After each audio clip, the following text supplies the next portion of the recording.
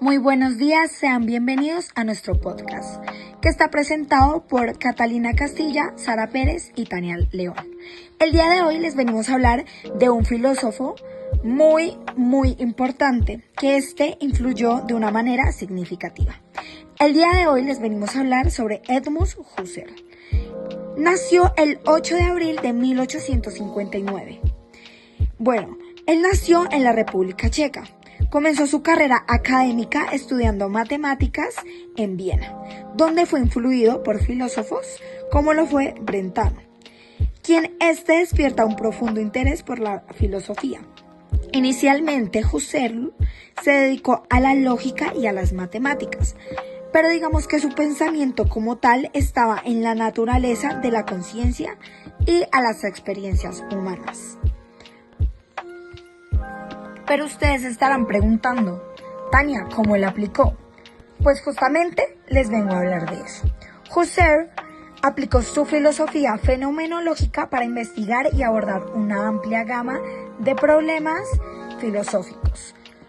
Bueno, que estos estaban relacionados con la conciencia, el conocimiento y la ciencia. Su método clave fue la reducción fenomenológica, que consistía en las creencias sobre la realidad objetiva del mundo para, centrarse exclusivamente en cómo estos se presentan para la conciencia.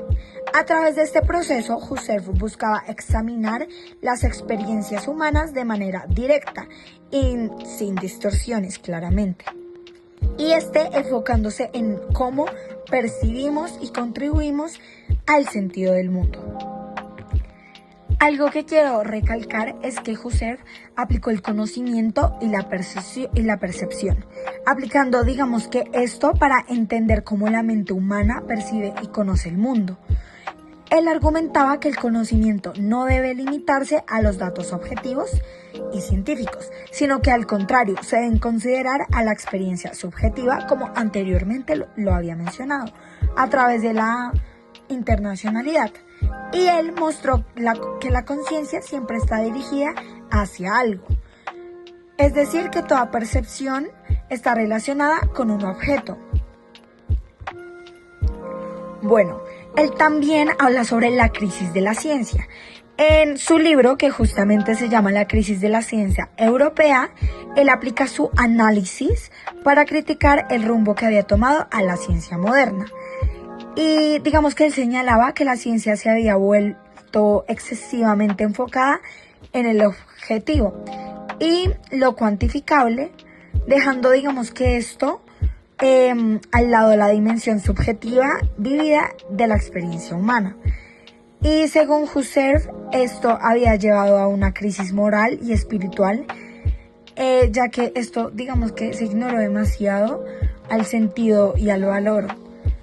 Y él propone que la fenomenología podía ayudar a la ciencia a recuperarse al equilibrio, permitiendo que las experiencias objetivas fueran parte de este conocimiento. Entonces podemos decir que Husserl aplicó la fenomenología no solo como una teoría filosófica abstracta, sino que lo tomó como una herramienta para reorientar el conocimiento a las experiencias vividas, desafiando la reducción de la ciencia, proponiendo un enfoque más integral que incluya la subjetividad.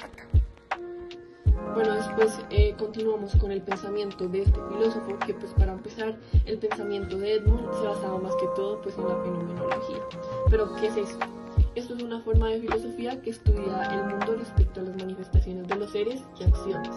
También es aquello con esencia y perceptible que puede ser estudiado con la fenomenología. Bueno, también esta corriente filosófica a la vez puede ser muy amplia y diversa, la cual la hace caracterizarse como un movimiento filosófico que llama a resolver como todos los problemas filosóficos apelando a la experiencia intuitiva o evidente. Por otro lado, también tenemos la lógica pura, que la lógica en Europa ya venía como desde hace tiempos por Hume. Bueno, pero para Edmund, este filósofo, las ideas que describen los psicólogos son como ideas vagas, individuales y subjetivas, mientras que las ideas de la lógica son como todo lo contrario, que son precisas universales y pues objetivas. También tenemos la crítica del psicologismo, que el psicologismo es lo que lleva a la negación pues de la lógica. Para Edmund, si la lógica es la base de la verdad de todas las ciencias, puesto que no hay una ciencia que se contradiga, la psicología no solamente es la base de la lógica, sino que también es como una ciencia particular, así como todas las ciencias dependen pues de la lógica. Por otro lado, también tenemos la conciencia, ya que fenomenológicamente no es posible concebir la conciencia como una estructura interna del sujeto que se espera ser afectada por los objetos. Bueno, para Edmund, define la conciencia como un conjunto de actos que se conocen como el nombre de vivencias. Puesto esta conciencia tiene la peculiaridad de eliminar toda referencia de una existencia real de las cosas, o sea, es decir, que la conciencia no percibe como objetos reales, sino que aprende objetos, que se denominan pues fenómenos. Para Edmund, la intencionalidad es la característica más importante de la conciencia fenomenológica, pues esto que las vivencias intencionales sean de diversos modos. En el pensamiento de Edmund, él define en investigaciones lógicas a la conciencia como un acto. Esto lo podemos ver reflejado en el libro Ideas Relativas a una fenomenología trascendental, la cual se descubre otra propiedad de la conciencia y pues su potencialidad. Esto da precisión sobre la estructura de la conciencia y también muestra con más claridad el dinamismo teológico de esto.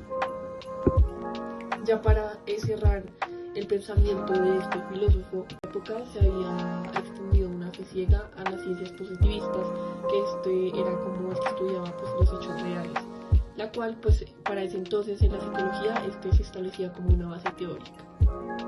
Esto suponía que pues para este filósofo un problema antropológico se entendía al individuo como un hecho más del mundo pues analizable. O sea, quiere decir que al ser se veía y se estudiaba al ser humano únicamente como un objeto del mundo y no también como sujeto del mundo. Bueno, y ahora vamos con las características. Y es que para Husserl la fenomenología era digamos que un método clave para suspender juicios sobre el mundo externo y enfocarse en la experiencia pura.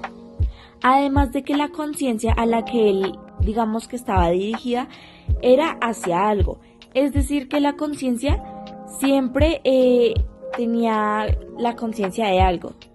Para su pensamiento él tenía un método que se llamaba epogé, que digamos en pocas palabras era un proceso para dejar de lado suposiciones sobre el mundo exterior y centrarse únicamente en las experiencias subjetivas de las personas y de uno mismo.